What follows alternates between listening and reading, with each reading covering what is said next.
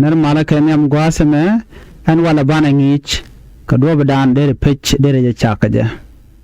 mugor jeno dere page dere je create ani ben gwagwa akan kono mi am ti jeno dere channel dere je support dere subscribe ko mi subscribe ano mi tege video mi larich da shwa mala shubukiji ko gwaseme gor kon do badan de kon yo de kon kaje ka social media ka Facebook na me tutorial ko do badan de pe de chagaje ko bi je monetize ke bi yo je ka jen na me meto kontine ba gor be nyo ga kel do badan dong de Facebook page de je lep ko jen amen gor gwaseme gor je no bi gor ano aro me ano nanga jikana me adio jati menen gwasamo gor jeno buwe kana moni ajen gwada na bimanda na gor kono biyo jekten na mene okay gor jeno buten biyo twany sure palwich ano kon gor kon do badan ende kon pede kon chakaja ana twanya miche twany be jeno titi tenen kon gatine ana bi scroll down buwe ping gwada mene tega mu gor kono okay wudi pin gor kon mandan de kon twany kimandan don gor kon de kon page de kon kule chakaja now to kon kaname gor jeno bi guch am just scroll down bi pages bi nen gwadame na men page me ajana dan bu kon twany gwadame ko jana gor kon de kon page dan de kon chakaja chak kon page mi jidit how to create a new Facebook page ko bi yo bi kule jeki bi monetize no gore jeno bu wetin twanya page me bi mandan bi non gwada me bi enen gwaza me tukon ke mugwa mi chenon kon gwas me tukon ka gwada me che kon joge let me do that okay che kon jogo no create page chimnen kon mo gwasa monen no de kon page kon create di chalar kon gwada me chelele create page ti diale ci kon gor kon ina makarwade ci nyos kone no bi create page me bi show twany ko bi page na mo bi chak ba di nyos system metin kon ndere kan ko dere Facebook page mo dere jaleb mi ben tin gwasa me ko bi twanya mi chelele create page na miche twany beje no ngwase me and right now to kore de already chokon nung titi tenen kon katine men yamen chalar kon ngwase me che je gono ne bishodu be chak like page name gor geno bi page name bi latrech ala should page kadu okay na me gor ke page category ba lari dong mi jin video creator ke jin musician ke jin artist ke any gor model lat gwasmani ala category mandan titen ke ni shandane blat ana mu gori mo page gor je ko kwinguka gwasme to kon ka bio optional wo deri page du manan ci chak ke dong profile chak mo ano deri meto deri gor ka kwide malode okay chane jaman on gwas me ko dong de kona twany gwad me di lar ano chane mun gor ne chane mun gor no true page okay ki true let's just simply say that as a page and abu bene category mi che twany be jëm moy katin kon de lar amene gor no musician okay musician ki music video ki music band right now share picture je chak share category share la dong de ger guri je let's just simply say ko dong guri je team dong guri je no der la dungel gorka chet ke school sport team school fundraiser ki school sport league and mugor modeli la right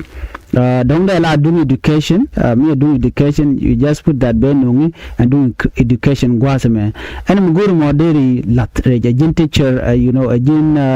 chagandul gorka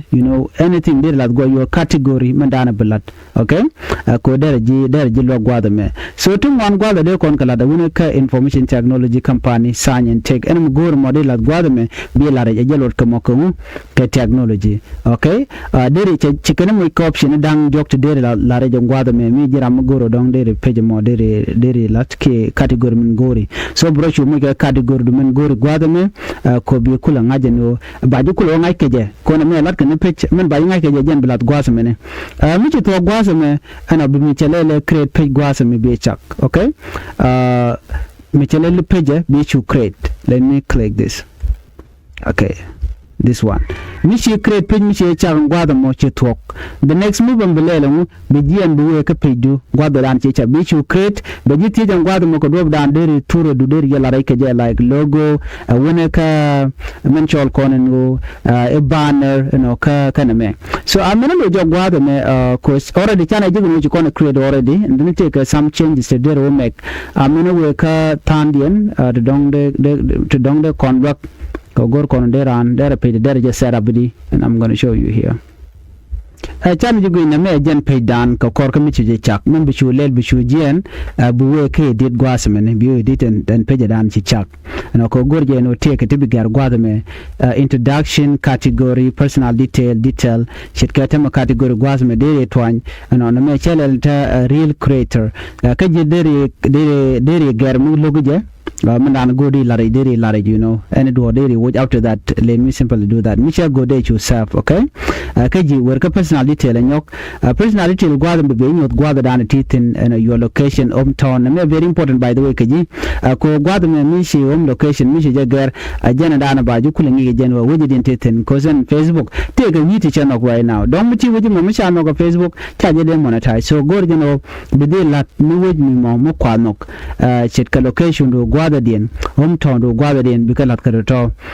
tiko ken dong de la detail ku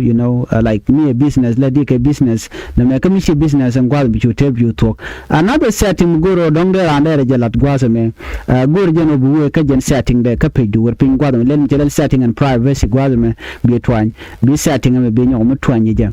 be jeno kana me nen kon mo gwada te mo goro mo blalet ko me te ji jagera na me ana bi page bet ka men chelele business so go kon kono de la dun creator chan mi bi lel page type okay page type gwada me jen me mishi twan te mi benung okay te benung gwada me page type jen goro jen bi tam mo to bi content na me michelel gwada me no page type this one na me da la jen michelel page type ni sometimes la page dong da take a business benjamin twanya te biya kulenen men lode kimolot katen gwasa mene mishi twanya be jen ke two option take a business like business dong opinion business ka take a creator so I would suggest let me a creator again ba jin mal monetize mi tala business la le we take a rock so la creator okay which you try next after the talk you are done so na me a very important ko gwada dan don let the page duka na me mi la let the page bagwa again do dan don there and there page there there jeri ala kaje so next move na bin yot je gwada me don de nyot ye da la na me ba nyot tama bulu jok ko kon kulonen gwada me da la banner gori jeno binjelel art cover and be twine art cover you choose cover photo can upload photo ka cover ka banner nyal gwada me ne mradiana me bala jena me michal ka me logo gwada me logo de choose profile picture ki de profile de jenen so jen do jen gwada de logo de je gerten me ne gwalo logo kudu so gori jeno titi bi ka gor jen do bada de dun de je grow ka je so na me da la jena dana gora de nyaa kel ko dan deran der pide der je chaka je mi don ku dob dan der chaka ni gorno bi ban je ka video de dien chuje pore je no jin bi channel bi support bi subscribe mi jiram jidit and bi ataga mal ban yo je kamedo dien bye bye